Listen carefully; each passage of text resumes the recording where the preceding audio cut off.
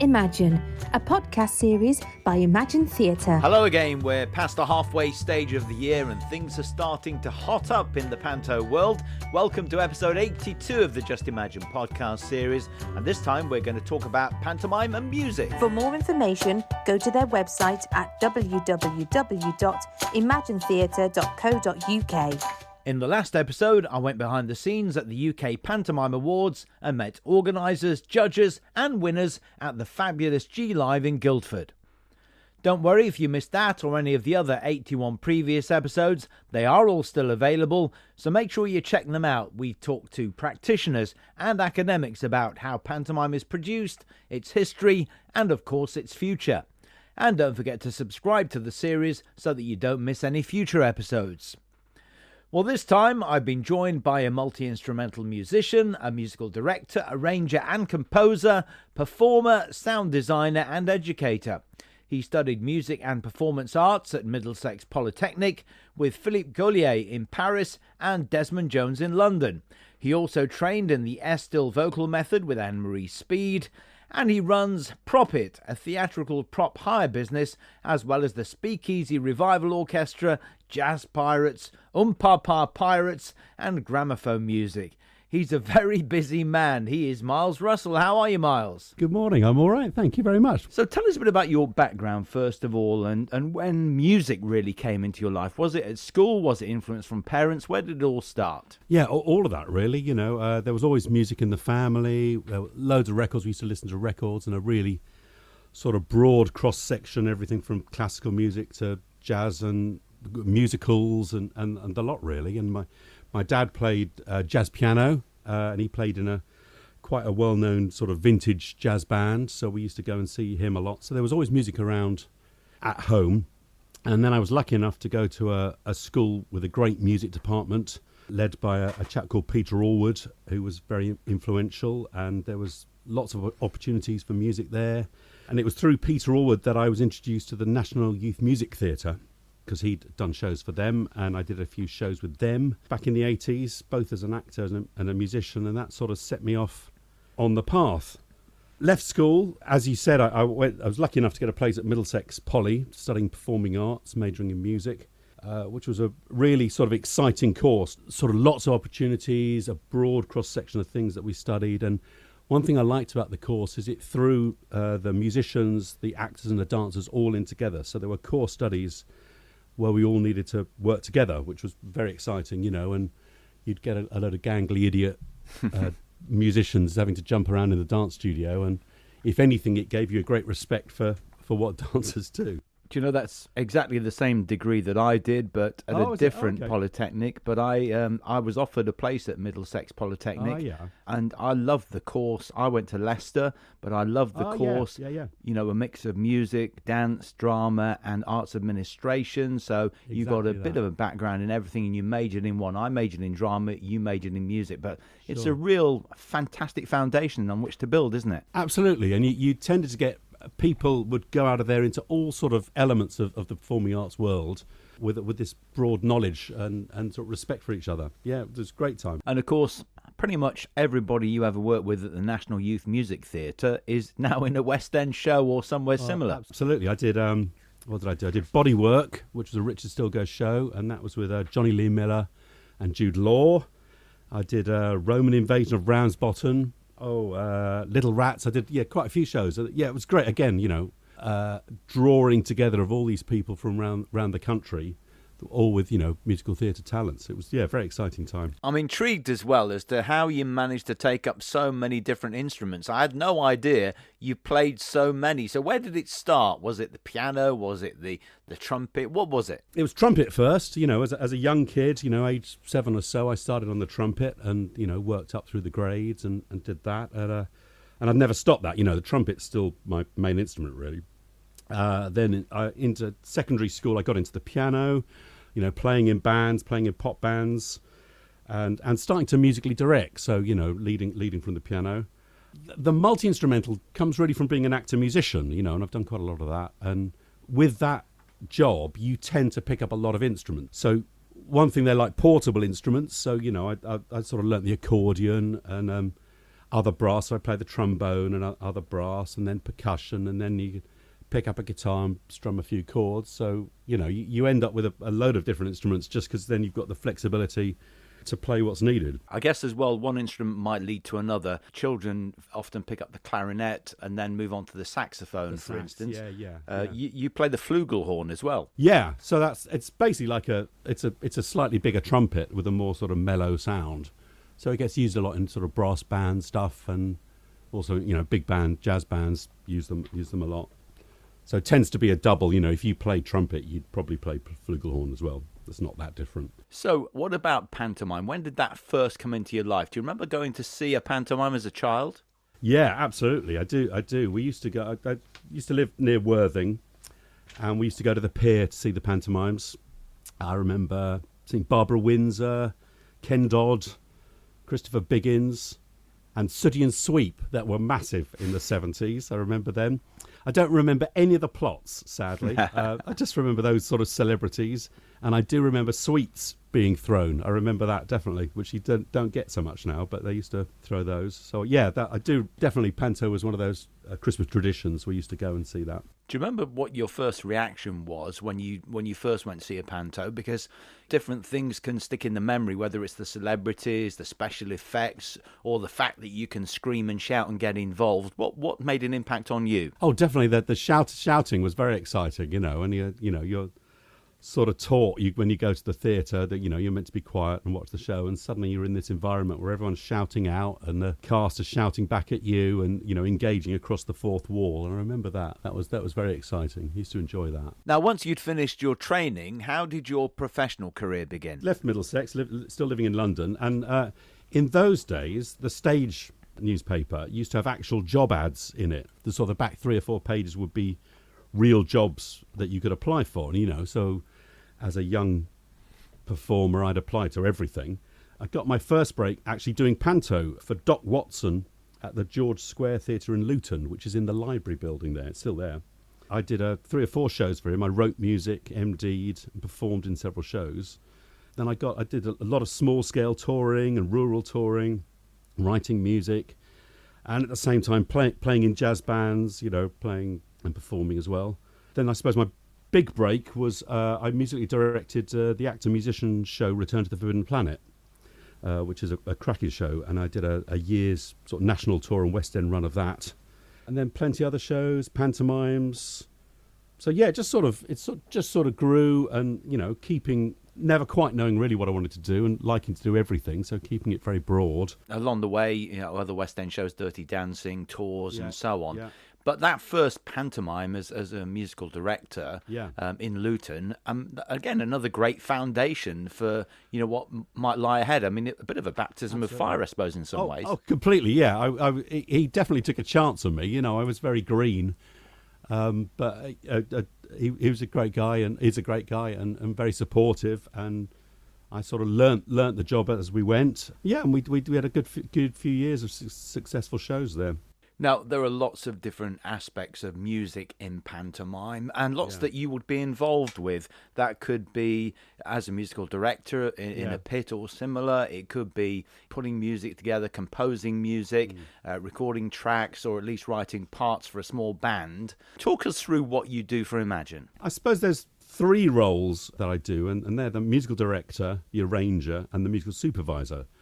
So I suppose, first of all, on a show, I work as an arranger. That's setting up the music for the show. I liaise with the writer, director, producer, sometimes cast, on what songs will be in the show.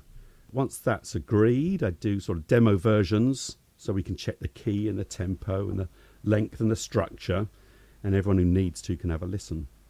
Once that's approved, I then do the arrangements. So there's various bits to that. I'd write all the band parts for the live musicians and write the scores for the cast and musical director. Then I'd sort out any backing tracks we're going to use. Most shows use backing tracks to boost the band with instruments they don't have, such as strings, brass, percussion, that sort of thing. We also record backing vocals to boost the ensemble sound. As I said before, they tend to be working pretty hard, dancing non-stop. Also produce tracks of the live musicians. So For instance, if one of them was ill and couldn't play in the show, we could switch to the recorded version. And we also record all the cast vocals. So again, in the worst case scenario, we could switch to their recorded version. So you build in this backups and emergency covers. So then you set all that up. All of that happens before the rehearsals start.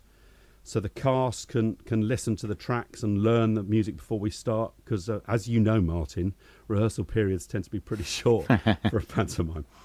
That's, I suppose, when the second job that I do for Imagine, musical director, comes in. It's my job there to rehearse the music in the rehearsals with the cast, the ensemble, the children, the band, and then liaise with the arranger if there's any changes that need to happen. And then, of course, actually steer the show during the actual performances, cueing the tracks, playing instruments, and conducting. Part of the job, of course, is looking after the cast, doing vocal warm-ups, helping them look after their voices. And also, the musical director is the only one of the creative team that stays and watches every show. You know, I sit in front of the show, every show, so I can monitor that and feed back on that as well. So how early would you actually get involved? Because would you be involved in the selection of tracks, for instance? Because obviously there may be many topical pop tunes and so on in the show. Are you involved right from the early stages there? Yeah. So it obviously it depends on the show, but generally, the arranger would be doing stuff from pretty much now, from June. There's conversations that go on about the productions and what's in them. Quite often you get a synopsis, and from that I can look at that and go, oh, that song would be good for there and that song would be good for there. So you can feed that in, and sometimes they like your suggestions, sometimes they don't. But, it's a communication and you can discover what works together. And just going back to the arranger part of it and the writing of band parts and all that sort of stuff, do you think that's helped you, the fact that you are a multi-instrumentalist and you can play so many instruments? Does that help in any way? Yeah, absolutely. The arranger's skill is having knowledge of all the instruments that you write for. So you need to know the range of instruments and what's technically easy and what's technically hard. And, obviously the more instruments you can play, the more you can tweak that. I mean, I'm quite lucky because I do play a few. So generally on a panto, I'll play more than one thing. And that's one of the advantages of having the tracks. So I could, instead of playing the piano, I could record the piano, and then that frees me up to play the trumpet or the trombone or something else. And then you get more of a sort of live experience in the pit. Is that something you find particularly fulfilling, playing live in front of an audience? Oh, yeah, absolutely. Yeah. In Reading the other year, we did Let Me Entertain You, the Robbie Williams song. And there's a big trumpet solo in that. So suddenly in the middle of the number, I just stood up and turned around and played blasting into the audience. And that's, we're a live experience and the audience can experience that, which I think is great. You mentioned the Reading Panto, and of course, star of that every year is Justin Fletcher. And of course, you worked with Justin many, many times, not just in Panto. No, I did a great tour with him, which was called Justin's Band. And the plot was, in the first half of the show, he met loads of musicians and he built us up into a band. And the second half was a great big concert. So that was the first time I worked with Justin. And my son's 22 now, so I didn't really know that much about Justin. He was the wrong era for me. But I hadn't realised what an absolute superstar he is if you're 5 years old. We did this tour, and we played the Theatre Royal Drury Lane and all these #1 venues and packed them out. It was very exciting. It was a great show. I really enjoyed it. And I guess you'll meet quite a lot of people that you work with in Panto in other areas of the work that you do, whether that's theatre and so on. So it's like being part of a big family, isn't it? Oh, it absolutely is. That I've really enjoyed. I've been listening to the podcasts, and there's loads of people that I've worked with before, and just hearing them chat about their experiences. Yeah, it's a real friendly world, the panto world. Just explain the difference in working on a panto to a musical theatre show, for instance, like Return to the Forbidden Planet or We Will Rock You, which you've also worked on, of course. I suppose there's a pace there. It's, literally you'll have a week to put the whole show together. So there's a speed to it that needs to happen. Things need to happen fast. Also, in the nature of panto, a lot of it is improvised, is developed as you go. So it's not like there's a script, an absolute script you need to stick to. So yeah, I think it's a very different experience. And completely different to a lot of the other stuff that you do. I mean, I mentioned some of them in the introduction, but you've done magic shows at the London Palladium, various bands and so on. Yeah, I mean, I suppose variety really is the spice of life. Oh, for me, definitely, I'm not sure if that's the best way to do a career, but I have had a brilliant time, just exploring lots of different things, and that keeps it fresh, keeps it interesting for me. And I mentioned at the very beginning as well that you're an educator, and that is in various different capacities, from Hurtwood House, Sixth Form College to Webber Douglas and various others. How did that begin? I've run workshops, so I've done youth theatre stuff, I've through the musical directing really got into, doing stuff for Chichester Festival Theatre and Winchester Youth Theatre.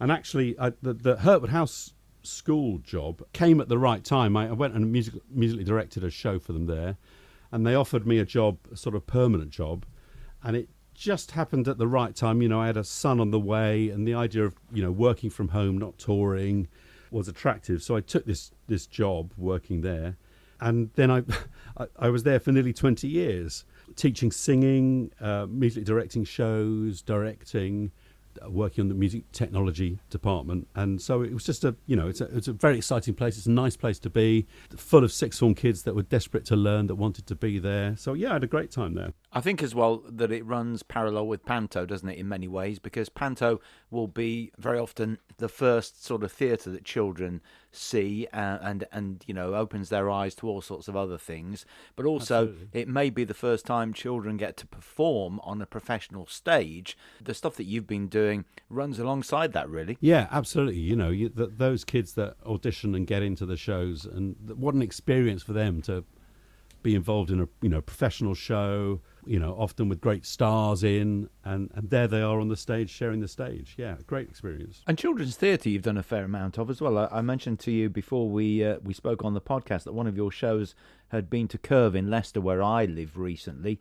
I'm talking about shows like Rod Campbell's Dear Zoo, Dear Santa, Tales from Acorn Wood, and so on. And that's a different sort of area as well, because you're composing as well. That's right. Yeah, there's a company called Norwell Lapley, based in the Midlands, and they do a lot of these sort of children's theatre shows. And again, like the panto, it's often the first time that children will go to the theatre. And these shows are sort of 50 minutes long. They're set up to be accessible for young kids, and they're great little shows.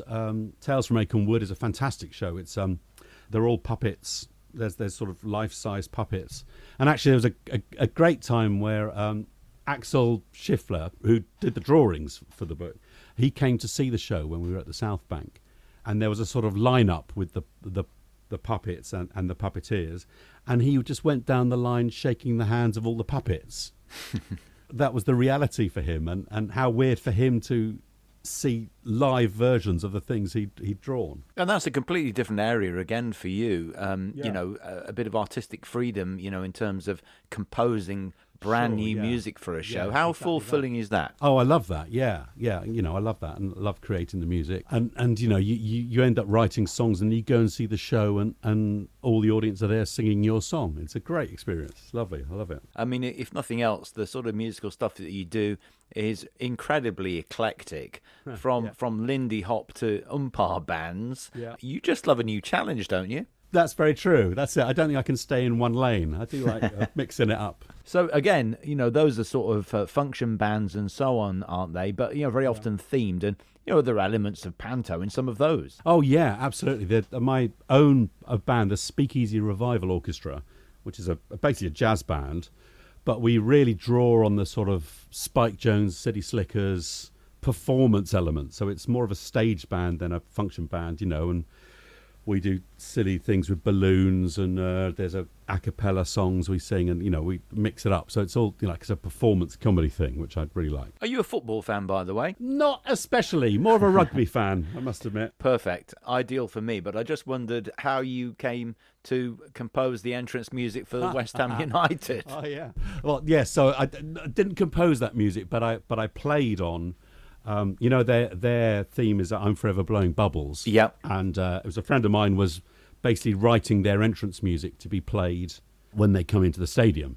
So he needed a trumpet on it. So I don't know if they're still using it, but that's me playing the trumpet. I'm forever blowing bubbles when West Ham run out onto the pitch. In Leicester, where I live, Leicester City Football Club come out to the post horn gallop. There you go. Another great trumpet tune. So, yeah, you might want to try that gig in the future. So what is it about panto, then, that you particularly enjoy? Oh, well, I suppose, I think it's definitely seeing the audiences respond, everyone from kids to grandparents, families coming together. I'm really lucky as the musical director because I'm at the front right next to the audience, some of the audience. And, and I even get to chat to them a bit. The interval and at the end, and you get see kids peeping over the pit wall, looking down to see what we do, and we can talk them through that, and you can see how much it means to them. So I think that's fantastic. I really enjoy that interactive element. And as you said before, I think especially with a panto, there's the real camaraderie. You're all together, often away from home over Christmas, with a very busy schedule. You're up against it, so it really tends to bond a team. And, and the cast and crew, musicians and the local staff and everyone involved all really comes together, and I really enjoy that. I think that's one thing that a lot of musicians talk about in terms of wherever they play, whether it be in theatre, bands or whatever. It's that collaborative process and the creativity that can bring. And it's rather like where we started at Middlesex Poly, isn't it? Because panto brings so many people together with so many different disciplines. Completely, yeah, absolutely. All the different skills coming together for that aim of entertaining people. And there is a buzz, isn't there? And you talked about the very short rehearsal period and so on, but there is a buzz about that. Everybody pulling together on a sort of literally 2 week from first read-through to opening night. Absolutely. You know that very well, Martin. It really comes together, and you see it stepping up every day. It increases. It's sometimes in longer rehearsal periods you might have weeks where it doesn't appear to move on much, but in a panto every day you can see the difference as people are learning their steps and the lines and the routines coming together. Yeah, it happens very fast. So obviously you get an awful lot of work from pantomime, in a musical sense. But I wonder if you get any work from panto with another business that you have called Propit. Ah, yes, I do. Propit is a hire company, a prop hire company down in Surrey. And it came about because I was working at the Hertford House at the Sixth Form College, and I'd done shows at Chichester Festival Theatre before. And they rang me up to say they were going to close their prop store. This is a while ago now. And they were going to bin it all and chuck away their whole prop store. And they said, did we want anything for the school? And it's a whole barn full of all sorts of nonsense, none of which you'd really put in your house. But, for theatre, it's amazing. So we said, blimey, yes, please. But the school had nowhere to store anything, as, is often the case. So the school actually suggested, why didn't we sort of hire a barn, rent a barn somewhere and get some stuff? So we did that. Went down with a van a few times to Chichester and helped ourselves to all this amazing stuff. And then it's just built up since then. So, we've got 2 barns now, and we hire furniture and swords and all sorts to, to amdrams and pantomimes and school shows. So it just ticks along, and it's a nice little thing to have. I'm just wondering, having had the conversation we've had for the last 25 minutes or so, if you ever sleep. Oh, yes, I do manage to sleep sometimes, yeah. So how many pantos are you working on this year, and what are your plans for Christmas 2024? I don't know if you know this, Martin, but it's a bit boring, but I'm going through some medical stuff at the moment. My kidneys are knackered, so I'm on dialysis 3 times a week at the moment while I'm waiting for a transplant. So that which is boring, but I'm healthy, I'm not ill, but it just does limit a little bit what I can do theatrically. I can do short-term gigs, which I'm doing, and I'm writing music for another couple of Norwell Lapley shows that are in development. And I'm going to be hoping to be arranging and supervising for Imagine again this year, but probably won't be able to actually be MDing, which is a bit sad, but that's sort of where I am at the moment. So if anyone's got a spare kidney, please ring in, listeners, and donate it. Do you know, it's incredible how much we have in common. We both studied performing arts degrees at polytechnics. We both enjoy rugby. We both have spent many years working in professional pantomime, and we both have kidney problems. So there you go. Ah, I didn't know that. Now, I want to ask you a question that I've asked many guests on the podcast series so far, and that is, what is your favourite panto? Now, it could be as an audience member, it could be as a musician in the pit or a musical director, for instance, because it could be a pantomime that gives you many more opportunities with music in mind. So what's your favourite, Miles? Oh, there's so many great ones, aren't there? But I think the one I'm going to plump for today is Jack and the Beanstalk. Big fan of that show. I love the magic of the beanstalk, this whole reveal. And the reveal of the giant, the scary reveal of the giant is always very exciting. And I do love a pantomime cow. Yeah, don't we all? Having said that, I mean, it offers all sorts of, because of those dramatic moments, all sorts of fabulous musical underscoring and so on as well, doesn't it? Absolutely, yeah. I did it in Reading, and we had this whole multiple score that went on for about 10 minutes of the whole beanstalk, being there, and the giant climbing down, and Jack climbing down and chopping the beanstalk, and it was this whole choreographed to music section of the show that was very exciting. It used to get massive applause. It used to go really well.